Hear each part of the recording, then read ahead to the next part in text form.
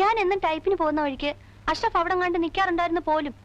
ഞാനാണെങ്കിൽ വീട്ടിൽ നിന്ന് ഇറങ്ങിയാൽ പിന്നെ ഇടത്തോട്ടും വലത്തോട്ടും നോക്കുന്ന പ്രശ്നമേ ഇല്ല. വീട്, type writing institute, type writing institute, വീട്, അങ്ങനെ. ഒരു ദിവസം അഷ്റഫ് എന്നോട് ചോദിക്കുക, ഞാനൊരു സാധനം തന്നാ വാങ്ങിക്കോന്ന്. എനിക്കങ്ങ് ദേഷ്യം വന്നു. എന്നാൽ എന്താ സാധനമെന്ന് നമ്മളൊന്ന് അറിഞ്ഞിരിക്കണമല്ലോ.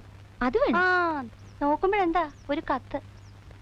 കരണക്കുറ്റി നോക്കി ഒന്ന് പൊട്ടിക്കാൻ ആദ്യം എനിക്ക് തോന്നിയത്. പിന്നെ ഞാൻ ആലോചിച്ചു, അത് വേണ്ട. കത്തിൽ എന്താ എഴുതിയിരിക്കുന്നത് നമുക്കറിയണ്ടേ. പിന്നീട് ആ മനുഷ്യൻ കത്തോട് കത്താണ്.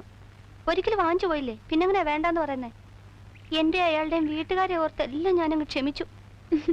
ഒരു ദിവസം അഷ്റഫ് എന്നോട് പറയാ, ഒരുപാട് സ്വകാര്യം പറയാനുണ്ട്, സ്കൂൾ ഷെഡിന്റെ പുറകിലോട്ട് വരാവോന്ന്. അതാ കുഴപ്പമായ. ഞങ്ങൾ അവിടെ സംസാരിച്ചോണ്ട് നിൽക്കുന്നത് ആരാണ്ടൊക്കെയോ കണ്ടുപോലും. അഷ്റഫ് മുസ്ലിമും ഞാൻ ക്രിസ്ത്യാനിയാണല്ലോ. അതിനുശേഷം ഈ രണ്ട് സമുദായക്കാരും തമ്മിൽ ഇല്ലാത്ത പുകിലൊന്നുമില്ല. അടിപിടിയും ബഹളവും ഒന്നും പറയണ്ട, ഞാനിങ്ങ് പോന്നു.